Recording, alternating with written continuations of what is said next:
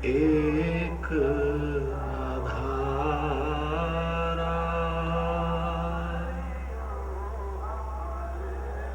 कथा कहूं मैं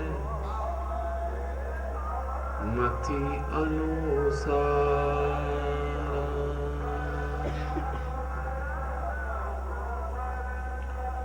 वक्रतुंड महाकाय सूर्यकोटि समप्रभ निर्विघ्नं कुरु मे देव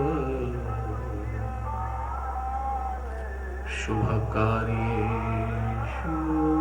शुभ सर्वदा। गुरुर्ब्रह्मा गुरुर्विष्णु गुरुर्देव महेश्वर गुरुर्साक्षात् परब्रह्म तस्मै श्री गुरुवे नमः। या देवी सर्वभूतेषु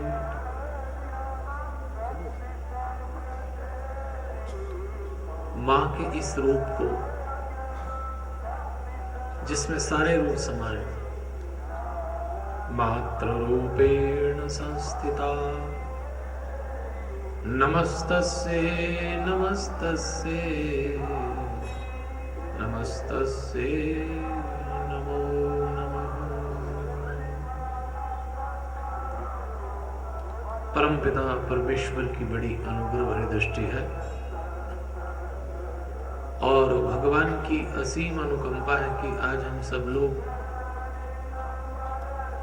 एक नवीन विषय मातृशक्ति और परिवार प्रबंधन पर चर्चा करने के लिए एकत्रित हुए हैं।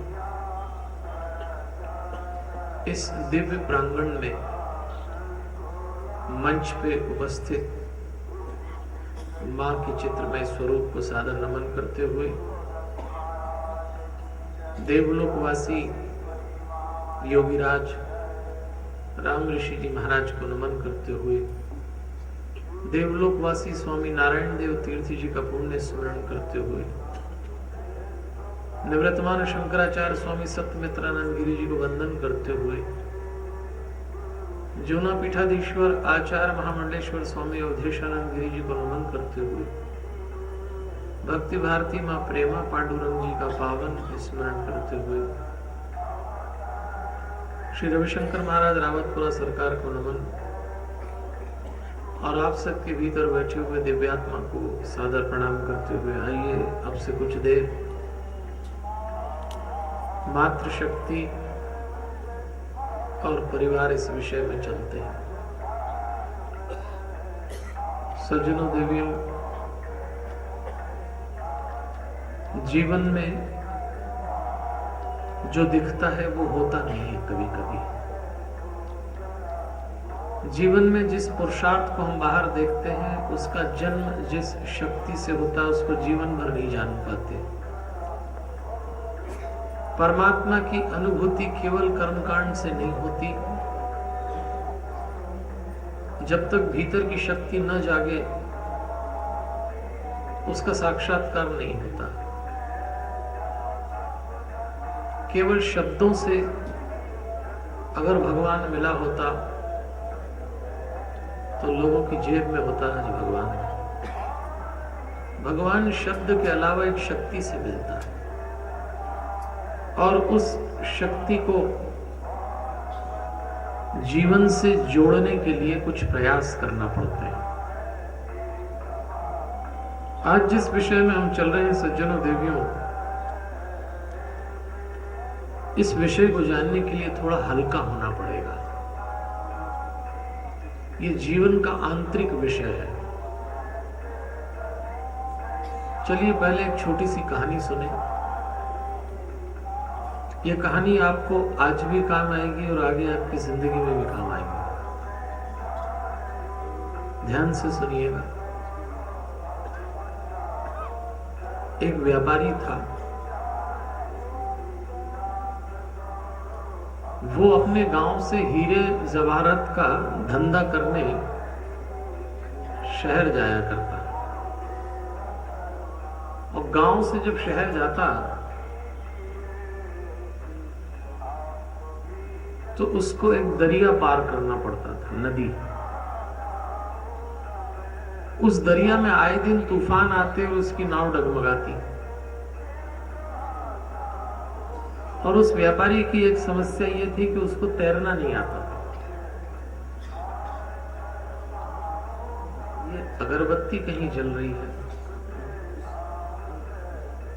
अगरबत्ती, इसको थोड़ा सा उधर करिए, कहीं और ले जाए, धुआं आता है उससे। अब उसको तैरना नहीं आता, और जिस नाव से जाता और जिस दरिया से गुजरता उसमें तूफान आता, बड़ा परेशान। लोगों ने समझाया कि किसी दिन ऐसी नौबत आई नाव डूबने की तो क्या करोगे, तैरना सीख जाओ। उस व्यापारी के साथ समस्या यह थी कि उसके पास टाइम नहीं था। व्यापारियों के पास सब होता है, टाइम नहीं होता।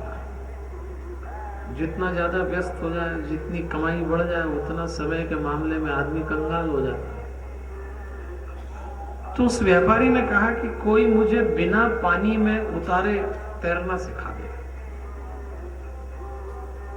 अच्छा, ऐसे लोग, ऐसे व्यापारी अपने साथ ऐसे सलाहकार भी रखते हैं, तो उनको भी मिल गया। भाई व्यापारी की बुद्धि तो ऐसी चलती है।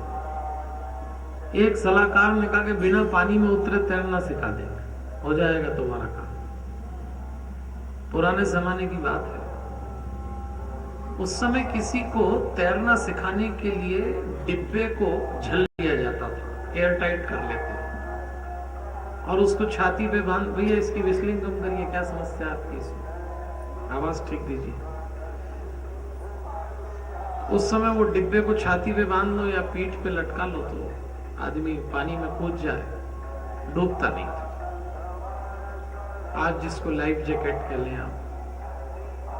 तो उस व्यापारी से उस सलाहकार ने कहा कि तुम तो एक डिब्बा झलवा लो, और जिस किसी दिन तूफान आए, थोड़ा वॉल्यूम बढ़ा दीजिए, जिस किसी दिन तूफान आए और नौबत डूबने की आए तो डिब्बा छाती पे बांधना या पीठ पे लटकाना और कूद जाना, बच जाओगे।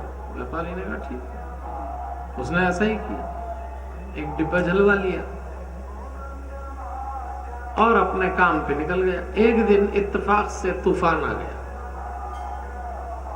और जम के तूफान आया और नाव डूबने की नौबत आई। तो उस व्यापारियों के जो सहयोगी थे, कर्मचारी थे, उन्होंने कहा हम तो कूद रहे और हमको तैरना आता है, आपकी आप जानो।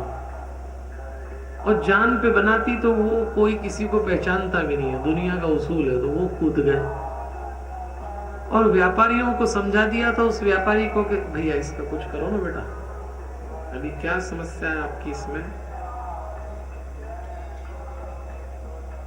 इसकी विस्लिंग कम करी। था कि जब उसके सहयोगी कूद गए तो उन्होंने कहा आपकी आप जानो। तो व्यापारी को कह दिया गया था कि जब डूबने की नौबत आए तो छाती पे पत्थर बांध देना, हरिओम, वो डिब्बा बांध देना और कूद जाना, नहीं डूबोगे। व्यापारी को याद आ गया और जैसे ही उसने वो डिब्बे बांधने के लिए अपने आप को तैयार किया तो व्यापारी को ध्यान आया कि हीरे जवाहरत से भरे हुए डिब्बे तो नाव में ही छूट जाएंगे, जो मेरी कमाई है, और इस हवा भरे डिब्बे को छाती पे बांध के क्या करूंगा। तो उसने वो हवा भरा डिब्बा तो छोड़ा और हीरे जवाहरत से भरा डिब्बा छाती पे बांधा, कूद गया। उसका क्या हुआ होगा मुझे बताने की जरूरत नहीं है, आप ज्यादा समझदार हैं। और यही हमारी जिंदगी की कहानी है। इस दुनिया के समंदर में सज्जनों देवियों, नाम दाम पद प्रतिष्ठा धन दौलत अहंकार, इन सब के डिब्बे हमने अपनी छाती पे बांध रखे हैं। और इसीलिए जब दुनिया के सागर में हम ये सब वजन लेके कूदते हैं तो अपने आप को डूबता पाएंगे। थोड़ा हल्का होना पड़ता है भगवान की यात्रा पे। अभी आपने नवरात्रि पर्व से अपने जीवन को गुजारा। शक्ति का पर्व मनुष्य को हल्का करने का पर्व है। आप दुर्गुणों से मुक्त हो जाएं, आप उस शक्ति को ऊपर उठाएं जहां से परमात्मा की अनुभूति होती है, और उसके लिए हल्का होना पड़ता है, क्योंकि पृथ्वी का स्वभाव है कि वो नीचे खींचती है। वजनदार चीज को नीचे गिरना ही है और हल्की चीज को ऊपर उठना ही है। तो आइए आज शक्ति की चर्चा कर रहे हैं, इसलिए इस कहानी को याद रखिएगा। जो जितना हल्का होगा वो उतना अधिक ऊपर उठ के भगवान तक जाएगा। भगवान को भारी लोग बिल्कुल पसंद नहीं। आज हल्के हो जाएं थोड़ी देर के लिए भूल जाएं कि हमारे भीतर कोई काम है, क्रोध है, लोभ है, मद है, मत्सर है। बिल्कुल हल्के, निर्मल, शांत, प्रफुल्लित, प्रसन्न चित्त भाव से चलिए इस विषय में चलते हैं। मातृ शक्ति और परिवार प्रबंधन। ये जो शक्ति शब्द है, इसका शाब्दिक अर्थ विद्वान लोग जो करते हैं, इसमें 3 शब्द हैं, 2 पूरे 1 आधा। श आधा, क छोटी मात्रा और ती। श का अर्थ विद्वान लोग कहते हैं ऐश्वर्य, आपकी सामर्थ्य, और ती का अर्थ है पराक्रम। जीवन में ऐश्वर्य और पराक्रम जब मिलते हैं उसका नाम शक्ति है, और शक्ति से ये दोनों मिलते हैं। ये इसका शाब्दिक अर्थ है, और ये मात्र शक्ति से जुड़ा है। इसके भी 3 रूप हैं सज्जनों देवी। शक्ति का ये शाब्दिक अर्थ है, और शक्ति का जो विशाल अर्थ है वो है माया। शास्त्रों में शक्ति को माया कहा गया है। भगवान ने जब इस संसार की रचना की तो माध्यम बनी शक्ति, और माया के रूप में की है। माया भगवान की शक्ति है सज्जनों देवी। और 2 तरह की शक्ति बताई गई है, एक पराशक्ति, एक अपराशक्ति। विषय थोड़ा सा गंभीर है, पर ध्यान से सुनिए। जीवन में भीतर उतरने का मामला है, इसलिए बाहर की चीजें आसानी से पकड़ में आती हैं, और इंसान को भीतर में मुड़ना हो तो दिक्कत पड़ती है। और इसको आपने मात्र शक्ति से जोड़ा है। तो आज जो हम वार्तालाप करेंगे 2 स्तर पे करेंगे। एक व्यवहारिक स्तर होगा और दूसरा आध्यात्मिक स्तर होगा। व्यवहारिक स्तर यह है कि जीवन में हम घर परिवार बसाते हैं, तो परमात्मा ने हमको मात्र शक्ति के 3 रूप दिए, और धीरे धीरे इनकी चर्चा करते करते हम फिर आध्यात्मिक शक्ति की बात करेंगे। जैसे हम परिवार में रहते हैं तो पूजा पाठ करते हैं, घर परिवार चलाते हैं, संसार चलाते हैं, रिश्ते निभाते हैं, लेकिन कहीं ना कहीं हम कर्मकांड, भक्ति, ध्यान ये सब भी करते हैं। जीवन में ये यात्रा भी जरूरी है, क्योंकि अभी हमारा क्रम ऐसा है कि हम व्यवहारिक जीवन पे टिकते हैं। थोड़ा बहुत समय बचा तो सामाजिक जीवन में आ गए, थोड़ा बहुत समय बचा तो पारिवारिक जीवन में आ गए, और थोड़ा बहुत समय बचा आखिरी में तो निजी जीवन को संवारा। अभी क्रम यही चल रहा है। अभी ज्यादातर लोग सारा जीवन प्रोफेशनल लाइफ, धन कमाए, नाम कमाए, रोजी रोटी कमाए, फिर थोड़ा बहुत समय बचता है तो समाज के काम कर लिए, फिर थोड़ा बहुत समय बचा तो परिवार में दे दिया, और सबसे आखिरी में आदमी निजी जीवन को समय देता है। और उसमें इतना समय बीत जाता है कि किसी की उम्र 50 साल, किसी की 60 साल, किसी की 70 साल, तब जाके याद आता है कि हाँ कुछ और भी करना था जो किया। और बुरा मत मानिए, इसीलिए कथा और सत्संग में ज्यादातर चेहरे वो नजर आते हैं जो अपने फाइनल ईयर में है। बिल्कुल, क्योंकि याद ही जब आए। आप में से कई लोगों से मैं पूछता हूं तो मुझे खुद ही लोग बताते हैं बहुत काम किया, बोले हमने जिंदगी में बहुत कमाया, नाम, बहुत धन कमाया, अब आजकल सब बच्चों को सौंप दिया, अब रिटायर हो गए। हम पूछते हैं अब क्या करोगे? अब बोले भगवान का नाम ले। तो भगवान को रिटायरमेंट का आइटम याद ही आया, 50, 60, 70 साल में याद आया, और वो भी इसलिए याद आया कि अब आप किसी काम के नहीं रहे। आपकी कोई बात नहीं सुनता, आप देख नहीं सकते, चल नहीं सकते, बैठ नहीं सकते, तो ठाकुर याद आ गया। उस समय कहां थे जब इसकी सबसे ज्यादा जरूरत थी? थोड़ा सा जीवन के क्रम को बदलना। आप खूब प्रोफेशनल लाइफ में रहें, कोई दिक्कत नहीं है, लेकिन कुछ समय समाज को, परिवार को और निजी जीवन को उसी समय दीजिए। देर मत करिए, क्रम बदल दीजिए। सबसे पहले आप अपने निजी जीवन को 10 से 15 मिनट शक्ति की उपासना पहचानिए। आपके भीतर कहीं कुछ नहीं ढूंढना है सज्जनों देवियों, ये भीतर है, ये जन्म से हमारे साथ आई है, हम भूल गए। रोज 10 से 15 मिनट अपनी आंतरिक शक्ति को जो परमात्मा ने दी है उससे परिचय करिए और उसके बाद अपने परिवार के जीवन में आए। जो लोग 24 घंटे में थोड़ा समय निजी जीवन को देते हैं वो परिपक्व लोग होते हैं, मैच्योर होते हैं। जब ऐसे परिपक्व लोग अपनी फैमिली लाइफ में आते हैं, क्रम बता रहा हूं मैं, आप उल्टा कर दें। अभी व्यवसाय, समाज, परिवार और निजी, अब क्रम करना है निजी, परिवार, समाज और व्यवसाय। तो जो थोड़ा निजी जीवन में अपनी शक्ति को, अपने परमात्मा को, अपनी पूजा को अध्यात्म से, ध्यान से, योग से जोड़ लेते हैं, वो मैच्योर लोग होते हैं। और जो परिपक्व लोग परिवार में आते हैं तो तृप्त होते हैं। आज परिवार में आदमी तृप्त नहीं है, अजीब सी अतृप्ति है, असंतोष है, तेरा मेरा है, झगड़ा है, विवाद है, अहंकार है। परिवार बसाने के लायक लोगों ने नहीं परिवार बसा लिया।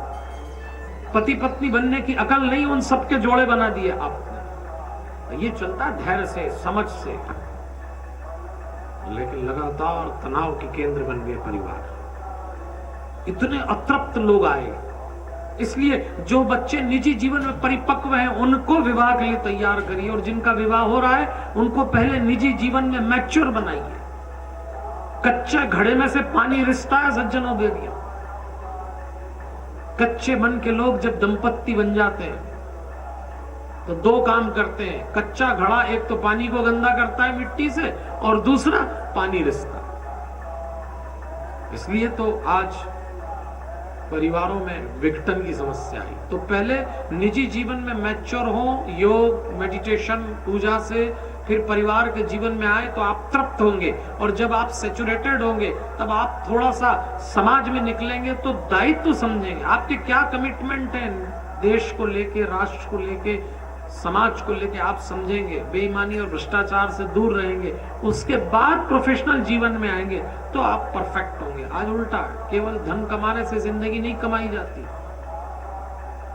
जिंदगी किसी और चीज से कमाई जाती है। हाँ, धन कमा लेंगे, चीजें कमा सकते हैं, चीजें खरीद सकते हैं, पर जिंदगी नहीं खरीद पाएंगे। इसलिए थोड़ा इस शक्ति से चलिए, जुड़ने का प्रयास करें। यात्रा होगी व्यवहारिक शुरू, समाप्त करेंगे अध्यात्म पे। तुलसीदास जी ने एक पंक्ति लिखी है रामचरितमानस में। जब वो सबकी वंदना कर रहे थे और वंदना करते करते जब सीता जी की वंदना आई तो उन्होंने लिखा, जनक सुता जग जननी जानकी, अतिशय प्रिय करुणा निधान की, ताके जुगपद कमल मनावा, जहां सुकृपा निर्मल मति पायो। इस पंक्ति का अर्थ है सज्जनों देवियों, जनक सुता जग जननी जानकी। मां को प्रणाम करते हुए कहा, आप जनक जी की बेटी हैं, जनक सुता, जग जननी, सारे जग की माता है, अतिशय प्रिय करुणा निधान की, आप श्री राम जी की प्रिय धर्म पत्नी है, ताकि जुगपद कमल बना, मैं उनको नमन कर रहा हूं, जहां सुकृपा निर्मल मति पाए। मां निर्मल मति सिर्फ आप दे सकती है। और सज्जनों देवियों, 3 संबोधन किए सीता जी के हैं तुलसीदास जी ने। जनक की बेटी है, सबकी मां है, और राम जी की पत्नी। आइए, किसी भी स्त्री के मातृ शक्ति के 3 बड़े रिश्ते मान्य हैं। किसी की पुत्री होंगी, बहन होगी, किसी की मां होगी, और किसी की पत्नी होगी। आज जितनी देर हम चर्चा करेंगे इन तीनों रिश्तों से गुजरते हैं, आइए। और इन तीनों का अर्थ मात्र शक्ति के रूप में समझे। माँ, बहन, बेटी और पत्नी, यही तो तीन रिश्ते पहचान है किसी स्त्री की आज। और देखिए परिवार में इसको ही मात्र शक्ति कहते हैं। शक्ति को और आगे व्याख्यान के साथ जब आध्यात्मिक हिस्से पे चर्चा करेंगे, तब मैंने कहा ना आज चर्चा दो हिस्से में होगी, पहली व्यवहारिक, दूसरी आध्यात्मिक। पहले व्यवहारिक बात समझ लें कि माँ, बहन, बेटी और पत्नी शक्ति के रूप में हमारे व्यवहारिक जीवन में कैसे आती है, इसकी चर्चा करें। इस संसार में कुछ माताओं की तुलना करिए, आइए। मां क्या करती है जीवन में और क्या कर सकती है, और जहां मां चूक गई वहां जीवन कैसा बन जाता है। चार माताओं पे थोड़ा सा विचार करें, मेरी बात आसानी से समझ में आ जाएगी। एक कौशल्या मां हुई जिन्होंने राम तैयार किए, एक केकसी मां हुई जिसने रावण तैयार किया। दोनों माताएं थी। मां में कोई दोष नहीं, मां तो मां है। लेकिन देखिए शक्ति का दुरुपयोग क्या होता है। मात्र शक्ति और परिवार प्रबंधन में मात्र शक्ति कहां चूक जाती है और क्या परिणाम आते हैं परिवारों में। जब दशरथ ने यह फैसला ले लिया कि कल राम को राज तिलक होगा, मंथरा ने केकई का मस्तक फेर दिया, निर्णय पलट गया। दो वरदान मांग लिए, भरत को राज और राम को वनवास। जब ये वरदान केकई ने मांगे तो ये भी कहा, तापस वेश विशेष उदासी 14 बरस राम वनवासी। राम को तपस्वी वेश और उदासीन व्रत लेके 14 वर्ष जाना है, भरत को राज दिया। ये बात राम को आके बताई। राम ने अपने माता पिता केकई और दशरथ को आश्वस्त किया कि यूं गुजर जाएंगे 14 दिन, आप चिंता नहीं करें। और दशरथ अपने बेटे को देख के कहते हैं, अरे केकई, तू क्या राम को नहीं जानती थी? तू अभी भी अपने वचन पलट ले। मैं जानता हूं ये राम है, मेरे एक वचन के लिए जीवन लगा देगा। और राम कौशल्या के बेटे थे, सज्जनों के। राम बचपन से बहुत सरल थे, बहुत सहज थे। ऐसा कहते हैं जब चारों राजकुमार बड़े होने लगे तो दशरथ देखते थे कि राम अकेले में बैठ के कहीं दूर देखा करते, कभी कोई चीज मांगते नहीं, कभी जिद नहीं, कभी रूठना नहीं, आक्रामक स्वभाव नहीं, जो मिला उसमें संतोष। दशरथ देखते, मेरा ये बड़ा बेटा किस मिट्टी का बना है। एक दिन दशरथ जी ने उस बालक राम के सिर पे हाथ रख के पूछा, राम तू अकेले में बैठ के क्या सोचता है? तू क्या विचारता है बेटा?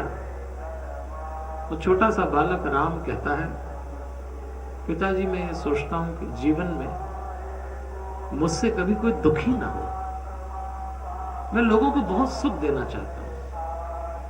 तब दशरथ ने कहा कि ऐसा ही होगा बेटा, तेरे जैसा व्यक्तित्व कभी किसी को दुखी कर ही नहीं सकता। जिसको सुख की खोज होगी वो तेरे पास ही आके समाप्त होगी। लेकिन बेटा तू राजा के बेटा है, तुझे कल राजगादी पे बैठना है, कुछ कटु कुछ कठोर निर्णय लेना है। दशरथ जी को चिंता हुई कि ये बालक अभी से इतना सहज सरल त्यागी तपस्वी बैरागी भाव का है, राजा कैसे बनेगा? राजा को तो संग्रह की वृत्ति होना चाहिए, आक्रामक भी होना चाहिए, थोड़ा बहुत कुटिल भी होना चाहिए। और सभी बाप को यह चिंता होती है कि भाई मेरी संतान मेरी गादी को संभाले, और राम तो बिल्कुल विपरीत चल रहे हैं। तो दशरथ बड़े चिंतित रहते, कुछ मांगता ही नहीं कभी। और ऐसा इसलिए था कि राम जिस मां के बेटे थे, उस कौशल्या ने भी अपने जीवन में अपने पति से, अपने परिवार से कभी कुछ नहीं मांगा। लेकिन एक दिन कौशल्या ने अपने पति दशरथ से कहा, विद्वान और संत लोग कहते हैं मुझे कभी कुछ नहीं चाहिए, एक बात मांगती हूं। दशरथ ने कहा, बोलो। कौशल्या, तुमने जीवन में कभी पत्नी के रूप में कुछ नहीं मांगा, बोलो क्या मांगती हो? तो कौशल्या ने एक बात मांगी। तो कौशल्य ने कहा था जिस दिन राम राजा बने और उसके राज तिलक में जब उसका राजा के रूप में श्रृंगार हो तो वो श्रृंगार मैं अपने हाथों से करना चाहती हूं। मैंने राम को कभी निकट से पुचकारा भी नहीं ठीक से, क्योंकि राम सदैव कैकेयी के पास रहते थे। कैकेयी का मन रखने के लिए राम उन्हीं के पास रहते और कौशल्या कुछ नहीं बोलती, कैकेयी दुखी हो जाएगी, थोड़ी हटीली थी। जैसी मां संकोची वैसा बेटा संकोची। लेकिन उस दिन कौशल्या ने कहा कि अपने हाथों से श्रृंगार करना चाहते हैं। दशरथ ने कहा ये कौन सी बड़ी बात है, तुमने एक बात तो मांगी जीवन में, उस दिन राम को श्रृंगारित करके तुम ही राजगादी पे बैठा होगा। कौशल्या को सूचना मिल चुकी थी कि कल राम राजा बनने वाला है, बस तैयार हो गई। शिव जी का अभिषेक कर रही थी उस समय, वो भोर हो चुकी थी। श्री राम कैकेयी के महल से लौट रहे थे भारी कदमों से। किसी को मालूम नहीं था 4 या 5 लोगों को छोड़ के कि फैसला बदल गया है, राम को वनवास हो गया। राम, सीता, सुमंत, कैकेयी, दशरथ और मंथरा, इतने ही लोग जानते थे। और राम भारी कदमों से अपनी मां कौशल्या के कक्ष में जाने का प्रयास करते हैं। और राम सोचते हैं मैं कैसे बताऊंगा अपनी मां को कि राज तिलक का फैसला बदल गया, मां मुझे वनवास जाना है, कैसे कहूंगा। आप जरा सोचिए, जिन राम के पास संसार भर के प्रश्नों के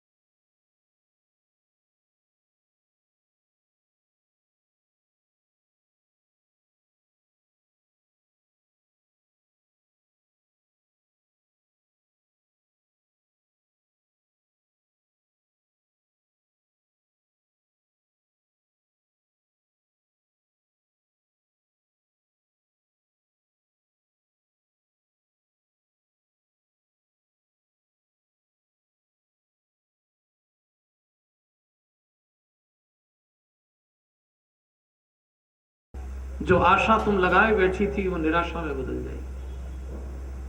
राम पूरी हिम्मत बटोरते हैं और अपनी मां को ये निर्णय सुनाने का प्रयास करते हैं। और देखिए आप, माताओं ने कैसी संतानें तैयार की इस देश में कि राम अपनी मां से ये नहीं बोलते कि मुझे पिताजी ने वनवास दे दिया। राम अपनी मां को देख के कहते हैं आपको जो श्रृंगार करना है, आपको जो कहना कह लीजिए, मैं एक निवेदन करना चाहता हूं। कौशल्या ने कहा बोल, अब क्या निवेदन करना चाहता है। तब राम अपनी मां से कहते हैं, और तुलसीदास जी को लिखना पड़ा, मां पिता दीन मोहि कानन राजू। मां पिताजी ने मुझे, कानन मतलब जंगल, मुझे जंगल का राजा बना दिया।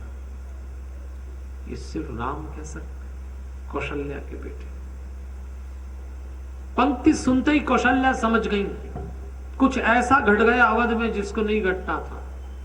राम ने ये नहीं कहा पिता ने वनवास दिया, राम कहते हैं मां मुझे राजा बनाया लेकिन जंगल का, और भरत अयोध्या का राजा बनेगा। पिता दीन मोहि कानन राजू।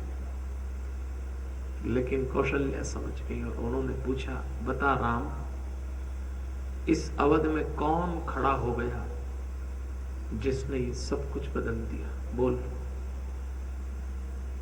माँ और बेटे जब संस्कारित हो जाते हैं तो संवाद सुनिए आप। जब घटना राम बताते हैं तो उस समय सुनने के बाद कोई भी स्त्री होती तो पहली प्रतिक्रिया यही करती कि केकई कौन होती है इस निर्णय को बदलाने वाली?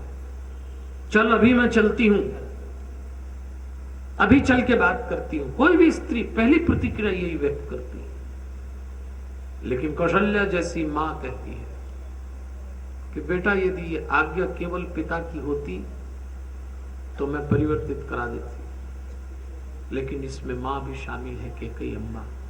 और यदि एक मां की आज्ञा हुई है तो तू जा जंगल, वो वन वो जंगल 100 अवध बराबर तेरे लिए होगा।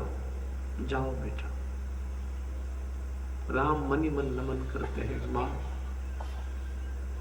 मैंने बड़े पुण्य किए होंगे जो तेरी कोख से जन्म लेना मिला। ऐसी मां थी। अगर उस दिन सज्जनों देवियों कौशल्या खड़ी होकर चली गई होती कैकेयी के पास, तो रघुवंश के जिस इतिहास को हम इतने मान से पूज रहे हैं, ये नहीं पुजाता। देखते देखते घर टूट जाता है। मातृ शक्ति घर को जोड़ती है, तोड़ती नहीं। ममता प्रेम के धागे में बनती है। परिवार केवल प्रेम से चलता है सज्जनों देवियों। परिवार प्रबंधन का एक ही सूत्र है, प्रेम। और चूंकि मां प्रेम की जननी है, पहले मां में प्रेम जागता है, उसके बाद संतान पैदा होती। उसका सहज स्वभाव है, नारी मां बनते ही प्रेम में डूबती है और वही प्रेम परिवार को बचाएगा। उस दिन कौशल्या ने एक पंक्ति में पूरा रघुवंश बचा के आज रघुवंश को मान्य बना दिया कि जाओ बेटा। एक मां ये थी। श्री राम और कौशल्या की चर्चा करने बैठो तो रात भी कम पड़े। हमारे पास सीमित समय है, मैं केवल पात्रों से आपका परिचय करा रहा हूं। आप अपने जीवन को इनके सिद्धांतों से जोड़ लेना। और एक मां केकसी थी, सुमाली राक्षस की बेटी। सुमाली राक्षस को विष्णु जी ने पराजित कर दिया। माली, सुमाली, ये सारे राक्षस इकट्ठे हुए कि विष्णु को कैसे पराजित करें, और जब तक विष्णु है देवता हमें जीतने नहीं देंगे। सुमाली ने विचार किया कि कोई ऐसी संतान पैदा की जाए जो योग्य हो।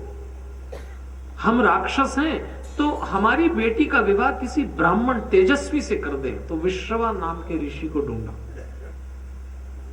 और अपनी बेटी विश्रवा ऋषि के पास भेजी, जो पुलस्त ऋषि की संतान थे और पुलस ब्रह्मा जी के मानस पुत्र।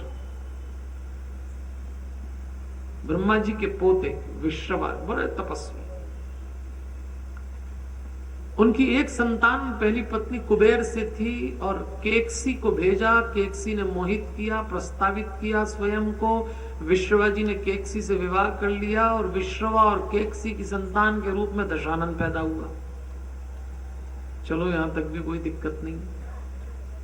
लेकिन जब दशानन का लालन पालन हुआ तब उस बालक ने एक दिन अपनी मां से पूछा कि मां, पिताजी सुबह ही सुबह उठा देते हैं ब्रह्म मुहूर्त में, नाना रात तक सोने नहीं देते,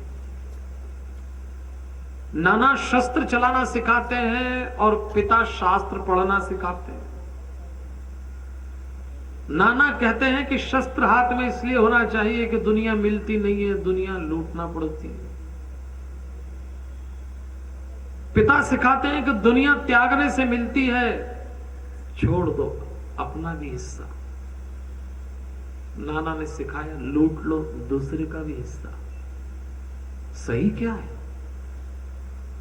पिता आपत्ति लेते हैं कि तेरी भुजाओं में शस्त्र के निशान है, तेरी आंख में नींद है, तेरे उच्चारण में दोष आ गया और तेरे नेत्रों में कुटिलता आ गई, जो ब्राह्मणत्व के लक्षण नहीं है। उस दिन मां ने अपने बेटे से कहा, दशानन, तेरा जन्म एक विशेष उद्देश्य के लिए किया गया है। तो ब्रह्म रक्ष संस्त्री की मिली जुली संतान है, तुझे विष्णु का नाश करना है। छल तेरा आवरण है, झूठ तेरी शैली होना चाहिए, आतंक तेरा प्रिय विषय होना चाहिए, लूट तेरी सांस सांस में भरी होना चाहिए। जा, एक मां सिखा रही है सज्जनों को, एक मां ने सिखाया त्याग कर, नैतिकता, धर्म, तब राम बना। एक मां ने सिखाया लूट ले, रावण बन गया। मात्र शक्ति के हाथ में क्या होता है, यह उदाहरण है सज्जनों के। रावण की योग्यता निसंदेह, कोई दोष नहीं, विद्वान परम,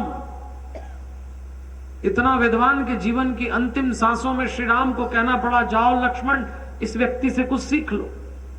ऐसे लोग दोबारा नहीं आएंगे संसार में, ये वो व्यक्ति। लेकिन मां ने उस योग्यता को मोड़ दिया दुर्गुणों की ओर। उत्तेजना, आवेश, पराक्रम हर जवानी में, हर बलपन में होता है, हर बच्चे में होता है, लेकिन माताएं उसको मोड़ना जानती है। क्या हनुमान जी कम उत्तेजित, कम उत्साही, कम उपद्रवी थे बचपन में? लेकिन मां अंजनी ने हनुमान जी की ऊर्जा का रूपांतरण कर दिया। और मातृ शक्ति का सबसे बड़ा दायित्व यह है सज्जनों देवियों कि समय रहते अपनी संतानों की ऊर्जा का रूपांतरण कर दें। कौशल्या ने रूपांतरण किया तो राम बन गए, अंजनी ने रूपांतरण किया हनुमान बन गए, और केकसी ने रूपांतरण किया तो रावण तैयार हो गया। करना क्या? तीनों योग्य थे, लेकिन ऊर्जा का अलग अलग उपयोग।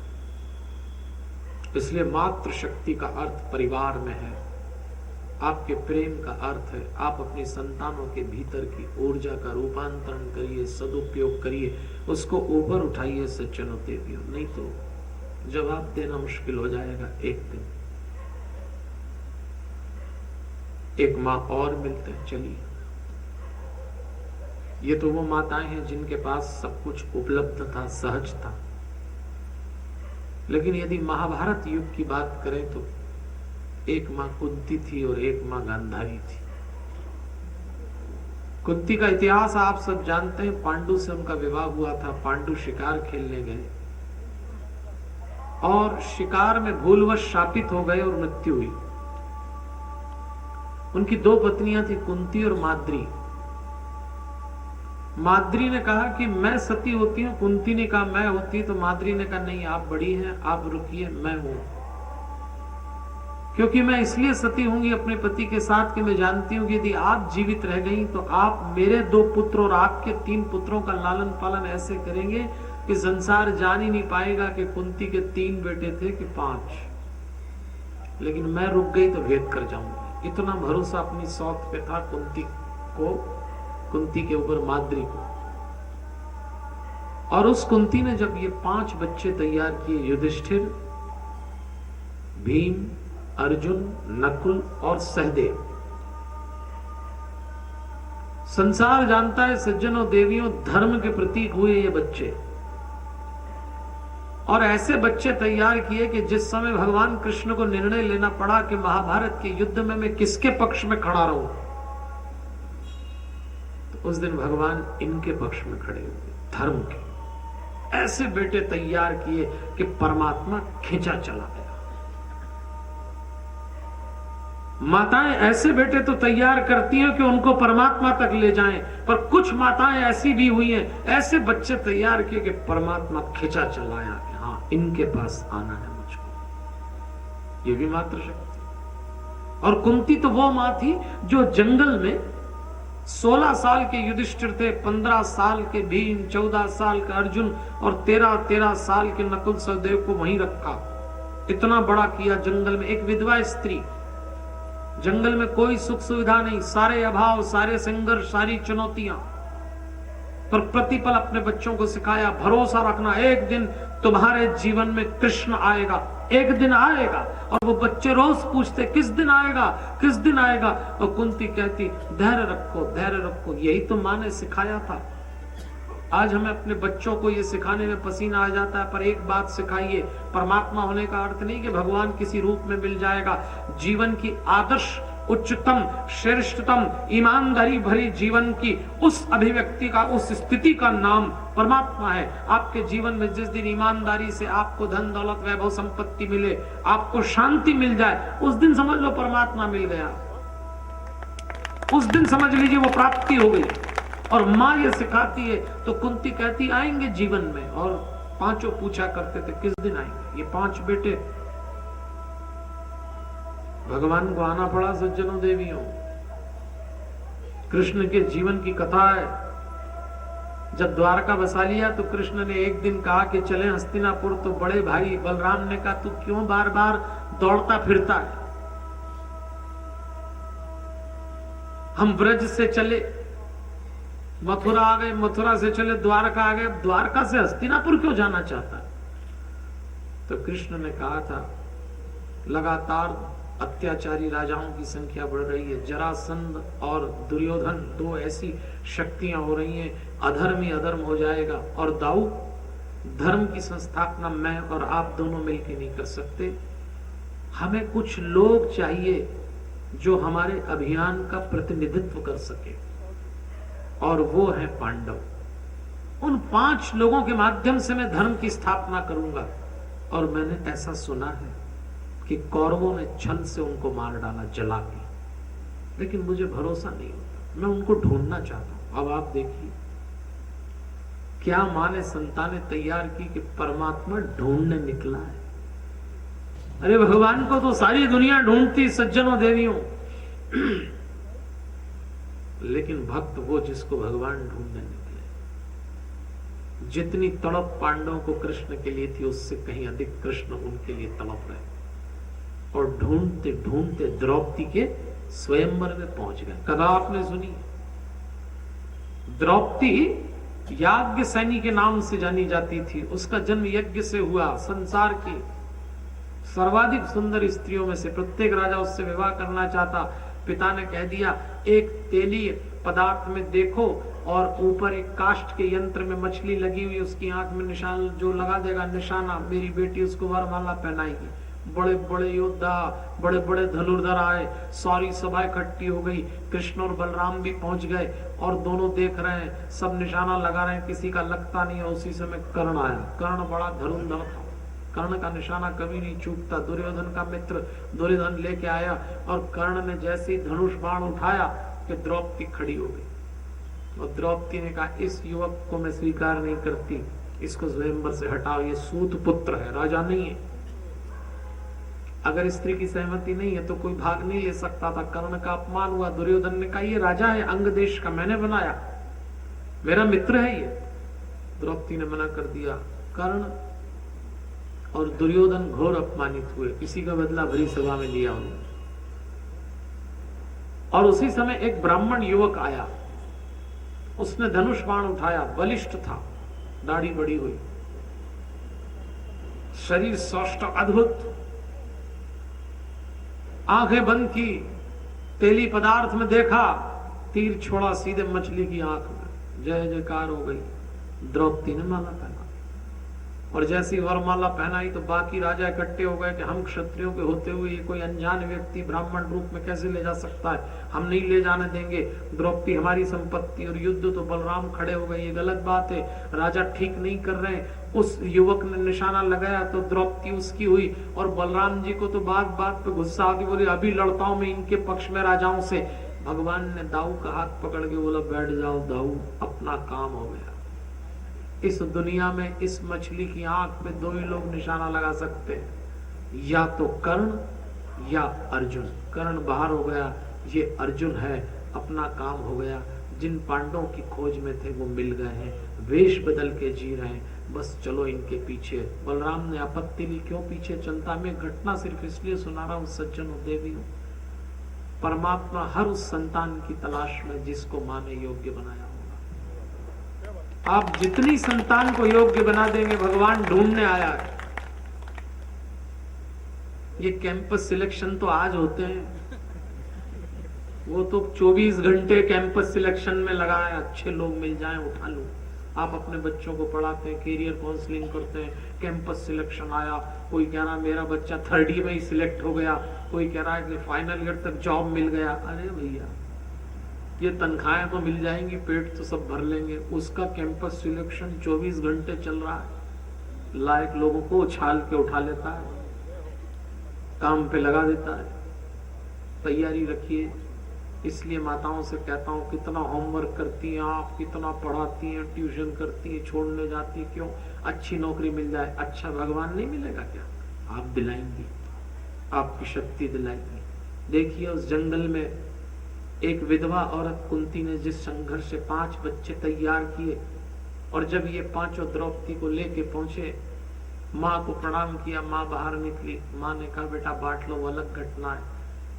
उस बूढ़ी कुंती ने अपने 5 बेटों के साथ एक स्त्री देखी और देख रही, और दूर से देखा तो 2 लोग खड़े। भगवान बलराम जी के साथ उन 5 के पीछे जंगल में पीछे पीछे गए, ये देखने के लिए कि चलो पक्का कर ले यहाँ कौन। और भगवान ने बलराम से कहा, दाऊ ये बुआ कुंती और ये 5 जिनको अपन ढूंढ रहे हैं। और कुंती ने जब दूर से देखा, बूढ़ी आके पहचान नहीं पाई, और कृष्ण आगे बढ़ के कहते हैं, मैं वसुदेव पुत्र कृष्ण बुआ आपको नमन करता हूं। और जैसे ही कुंती को प्रणाम किया तो कुंती ने कृष्ण का कंधा पकड़ के जोर से झकझोर करते हुए कहा, अब आया है तू कृष्ण। एक माँ को देखिए क्या होती है। कुंती कहती है, मैंने 16 साल तक इन बच्चों को तेरे भरोसे तैयार किया, मैंने एक एक पल इनको ये बात सिखाई कि जीवन अपने पुरुषार्थ और परिश्रम से मिलता है। मैंने इनको ये सिखाया कि पुरुषार्थ परिश्रम करने के बाद प्रार्थना करना चाहिए। मैंने इनको सिखाया धैर्य रखना चाहिए। तीसरी बात, कब तक धैर्य रखेंगे? हमने पल पल तेरी याद की है। तू देख कृष्ण, मैंने इन बच्चों को कैसे तैयार किया। कौरव हमें जीने नहीं देते, हमें छल से मारने का प्रयास किया। बड़ी मुश्किल से अंधेरी रात में अग्नि में से इन बच्चों को निकाल के लाई हूं, इस जंगल में रहती हूं। ये बार बार युवक मुझसे कहते हैं, इनके भीतर बल शौर्य, ये बोलते हैं मां आज्ञा दो, हम कौरवों से अपना अधिकार लेंगे। पर मैं डरती हूं, कौरवों के पास भीष्म है, कर्ण है, द्रोण है, अश्वत्थामा है, कृपाचार्य है। कोई मेरा एक बेटा अगर कम हो गया तो किसको जवाब दूंगी? बड़ी मुश्किल से बचा बचा के चल रही हूं, सिर्फ तेरे भरोसे। तू आज आया? क्या कोई भक्त को इतना कष्ट देता है? ये मुझसे रोज पूछते, मां तुम कहा करती थी कृष्ण आएंगे, कृष्ण आएंगे, कब आएंगे? तू आ जाता? इतना निष्ठुर हो गया? कभी नहीं भीगने वाली आंखें उस दिन कृष्ण की सजल थी, और अपनी बुआ से कहते हैं, बस बुआ बस, मैं आ गया। ये 5 अनाथ नहीं है, मैं हूं साथ। और उस दिन से लेके आखिरी दिन तक भगवान पांडवों के पीछे खड़े रहे। ये होती है एक माँ की तैयारी संतान के लिए। मैं सिर्फ घटना ये बताना चाहता हूं सज्जनों के लिए, जिस दिन माताओं ने कुंती बन के पांडव तैयार किए, भगवान आसपास नाचता है, क्योंकि उसको आना ही पड़ता है। यह है मातृशक्ति, और उसके द्वारा किया गया परिवार प्रबंधन। और एक माता इसी समय की, इसी परिवार की गांधारी थी, धृतराष्ट्र की पत्नी, गांधार राजा की बेटी। चूंकि राजा अंधा था धृतराष्ट्र, तो भीष्म को लगा कि इस अंधे राजा के लिए योग्य स्त्री लाना पड़ेगी, तो प्रस्ताव भेज दिया गांधार देश के, तुम्हारी ये कन्या योग्य, विवाह कर दो। आपत्ति तो उठना थी, गांधारी ने भी उठाई। एक नेत्रहीन जन्मांध से मेरा विवाह? पर पिता ने कहा कि भीष्म की संदेश मतलब आदेश, नई कन्या दोगे तो कुरुवंश उठा के ले जाएंगे।